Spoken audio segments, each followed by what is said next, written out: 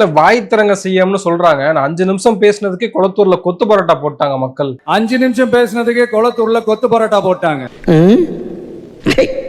அது அந்த பழைய பாடல் நாமல்ல, தொட்டபெட்டா ரோட்டு மேல முட்டை பரோட்டா நீ தொட்டுக்கல, அது இம்பாக்ட், அது கொளத்தூர் பரோட்டாவா மாறிச்சு. ஏடா சுயமான எதுவுமே யோசிக்க மாட்டியா? இதுக்கு மேல பேசினா மொத்தமா முடிஞ்சிடும், பாத்துக்கங்க. நீயே ஒரு மொட்டை பையன், கல்யாணம் ஆகாத கன்னி பையன் சொன்ன. எத்தனை ஒரு பஞ்சாயத்தடா முடிச்சு வச்சு பாரு, நமக்காக அம்பட்டு போலும் பிள்ளை குட்டியோட வெயில்ல காத்து கிடக்குறாங்களே. 5 நிமிடம் நான் பேசியதற்கே கொளத்தூர்ல கொத்து பரோட்டா போட்டாங்கன்னு பேசுறாரு. நெல்லை மாவட்டத்து நெல்லையில மட்டும் கிட்டத்தட்ட மோர் தென் 20 மினிட்ஸ் இவர் பேசினார். பக்கத்துல தான் தென்காசி மாவட்டம், ஒரு சீட்டு கிடைக்கல. குமரி மாவட்டத்துல 14 நிமிடம் பேசினாரு, அங்க உங்களை கொத்து பரோட்டா போட்டாங்க. அரியலூர்ல 16 நிமிடம் பேசுனீங்க, உங்களை கொத்து பரோட்டா போட்டாங்க, ஒரு சீட்டு கூட கிடையாது.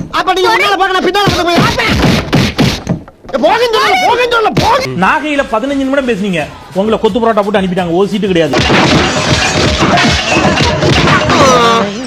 திருவள்ளூர்ல 32 நிமிடம் பேசுனீங்க, உங்களை கொத்து பரோட்டா போட்டீங்க, ஒரு சீட்டு கிடையாது. விக்கிரவாண்டியில 48 நிமிஷம், விழுப்புரம் மாவட்டத்தில் ஒரு சீட்டு கிடையாது.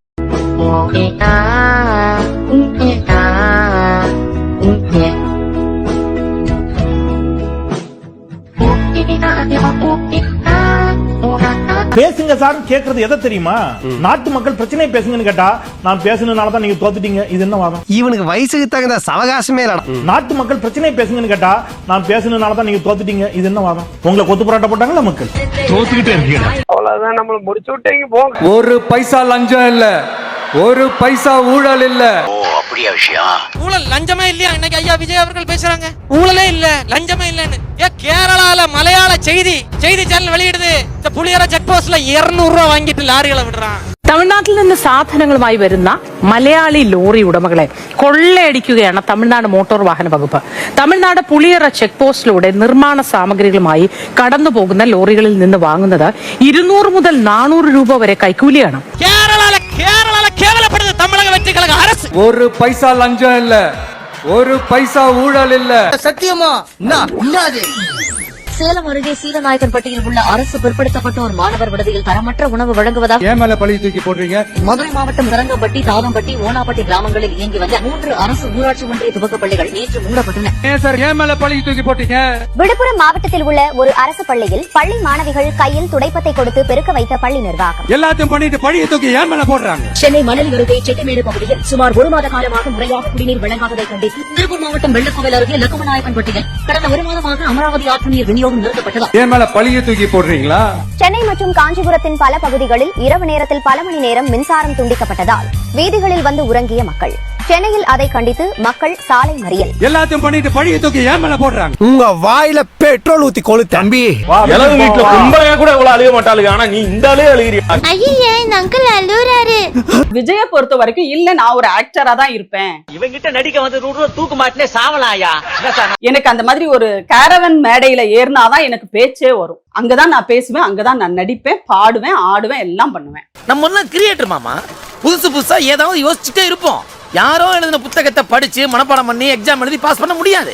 அப்படி ஒரு படிப்பே வேண்டான்னு தானே புத்தகத்தை பையோட சேர்த்து இறக்கி போட்டு ஜோதி திட்டமாக்க போயிருந்தோம். என்றைக்கு முதலமைச்சர் என்ற பொறுப்பில் அவர் நின்று வாய்ப்பில்லை ராஜா, வாய்ப்பு. தமிழ்நாட்டினுடைய மொழி உரிமை குறித்தும், கல்வி குறித்தும், சுகாதாரம் குறித்தும், இங்க இருக்கிற இளைஞர்களினுடைய வேலை வாய்ப்புகள் குறித்தும் இந்த மாதிரி வார்த்தைலாம் கேட்டாலே பாடி ஆட்டோமேட்டிக்கா அலர்ஜி ஆயிடுது. என்றைக்கு அக்கறையோடு செயல்படுகிறாரோ அன்றைக்கு அவரை மாண்புமிகு முதலமைச்சர் அப்படின்னு சொல்றதுல யாருக்கு எந்த மாற்று கருத்தும் கிடையாது. சொல்லலைன்னா என் தலை வெடிச்சிரும்டா, சொல்லு. பிரதமர் கிட்ட போயிட்டு டெல்லியில போயிட்டு எந்த முதலமைச்சராவது தமிழ்தாய் வாழ்த்து பாடுறதுக்கு எங்களுக்கு அனுமதி கொடுன்னு கெஞ்சின முதலமைச்சரை நீங்க பாத்திருக்கீங்களா? எடப்பாடி பழனிசாமி அவர்கள் கூட போய் அதை கெஞ்சினது கிடையாது. ஒரு மயிரம் போட முடியாது. அப்ப இப்படிப்பட்ட ஒரு முதலமைச்சரை, ஒரு கையாலாகாத முதலமைச்சரை எப்படி கூப்பிடுவாங்க? மாமன்னா, நீ ஒரு மாமா மன்னா. அவங்களுக்கு எப்படி தோணுதோ அப்படிதான் கூப்பிடுவாங்க. பின்ன உன்ன சார்னா கூப்பிடுவாங்க. என்னன்னா நான் பெரிய மனுஷன்ல, பெரிய மனுஷன் மாதிரி நீ நடக்கலையேடா.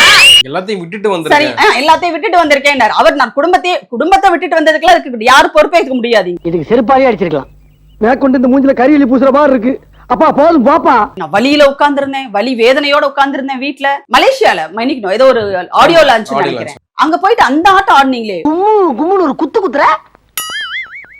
உண்மையிலேயே 41 பேரோட மரணம் உங்களுக்கு ஆள் மனசுல ஒரு வலியை கொடுத்திருந்தது, ஒரு வேதனையை கொடுத்திருந்ததுன்னா ஒருத்தனால அப்படி ஆட முடியுமா?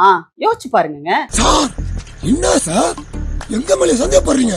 உங்களாம் சந்தேகப்படக்கூடாதியா, பார்த்த உடனே சுட்டு கொன்றுக்கணும். அரூர்ல போயிட்டு துக்க வீட்டுக்கு போனாலும் அங்கேயும் போய் இடைத்தேர்தல் நினைப்பு தான் அவருக்கு. நான் இப்ப அரசியல்வாதியா மாறிட்டேன்டா. நன்றி சொல்ல போனாலும் இடைத்தேர்தல் பிரச்சாரம் தான். அப்படிதான் அவர் பண்ணிட்டு இருந்தாரு. என் முகத்துல காரி துப்புனாலும் எனக்கு கோவம் வராது. துக்கம் விசாரிக்க போன வீட்டுல உட்கார்ந்து நீங்க ஒரு கல்யாணத்துக்கு பேச்சு பேசுவீங்களா? நீங்க இப்படி மங்களகரமா அதுக்கு மட்டமா நடந்துக்கிறியே, உனக்கெல்லாம் வெக்கமா இல்லையாடா? அது ஒரு சாதாரண படிக்காத மக்களுக்கு கூட அந்த இடம் பொருள் ஏவல் அப்படின்ற விஷயத்தை அவங்களுக்கு கூட தெரியும். குறைச்சு பேசாதீங்கண்ணே, நானு எஜுகேட்டட் ஃபேமிலி. என்னது எச்சக்கல ஃபேமிலியா? ஒரு தமிழ்நாட்டுக்கு முதலமைச்சரா வந்து உட்கார்ந்துகிட்டு இவர் போய் அங்க போய் வந்து இதெல்லாம் பேசுறாருன்னா நீங்க அதுல இருக்கிற ஒரு சின்ன வருத்தம் முதல்ல தெரிவிச்சாருங்க. நீங்க யோசிச்சு பாருங்க.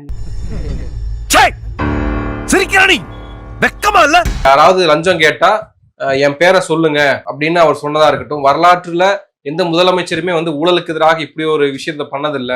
ஆனா விஜய் அவர் பண்ணிருக்காருன்னு நிறைய பேர் சொல்றாங்க. இத சொன்ன உங்களுக்கு மூஞ்சில காரி துப்புறான்னு தோணுது. துப்பணும் போல இருக்கு. வேணாங்கப்பா விட்டுருங்க. அவர் பேரை சொல்லிதாங்க லஞ்சமே கேக்குறாங்க. அவர் பேரை சொல்லிதான் உங்க அமைச்சர் புசி ஆனந்தே வந்து அரசு வழக்கறிஞர்கள் நியமனத்துக்கு லட்சக்கணக்கில் வாங்கிட்டு இருக்காரு.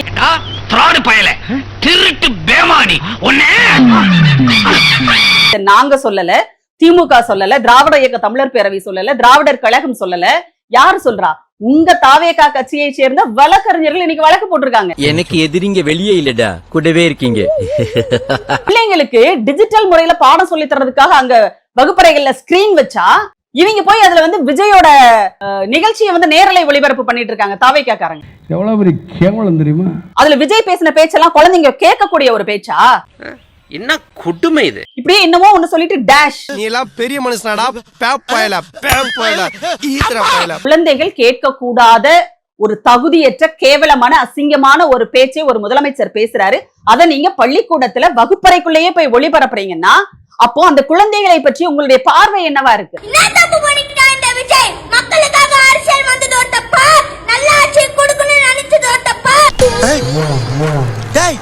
என்னடா இப்படி வியாபாரம் பண்றீங்க? பெண்கள் பாதுகாப்பு ஒழுங்கா இருக்குன்னு நினைச்சதோ தப்பா, சட்ட சரி சமமா ஒழுங்கா இருக்குன்னு நினைச்சதோ தப்பா, விவசாயிகள் நல்லா இருக்கணும், மீனவர்கள் நல்லா இருக்கணும், வலிக்கிற மக்கள் எல்லாருமே நல்லா இருக்கணும்னு நினைச்சது தப்பா. ஆனா மக்களே நல்லா இருப்போம், நல்லா இருப்போம், எல்லாரும் நல்லா இருப்போம், அப்படியே நல்லா இருப்போம், நல்லா இருப்போம், எல்லாரும் நல்லா இருப்போம். நாட்டுல என்ன சார் நடக்குது? அதிகாரிகளா இருக்கீங்களா இல்லையா? நாடு எங்க சார் போகுது? நாடு நாசமா போகுது. Your line is always a lion. There are so many jackals and other animals in forest, but there will be only one lion. என் வாழ்க்கையில இன்னும் நான் எல்லா குடும்பங்களை பார்க்கணும்னு இருக்கும், எனக்கே தெரியல. You is the single that will be king of jungle. Thank you to all. அட பாவிகளா பாவிகளா, இந்த பிஞ்சுகளோட நெஞ்சில நஞ்ச விதைச்சு நாசமாக்கிட்டீங்கடா. அவங்க என்ன உங்களுக்கு ஓட்டு வாங்கி கொடுக்கிற வெறுமனே வந்து ஒரு பகடைக்காயா நீங்க பயன்படுத்திட்டு இருக்கீங்க. அதுவே குழந்தைகள் உரிமைக்கு எதிரான. உன்னே மாதிரி ஐயோக்கப்பட விடுறதே தப்புடா ரோட்ல. சாரின்னு சாரி சொல்லாரா, சாரிங்கிற வார்த்தை எனக்கு பிடிக்காதடா. மறுபடியும் சாரிக்காரா, மறுபடியும் சாரிக்காரா, சாரியாரா. ஸ்டார்ட் பண்ணு.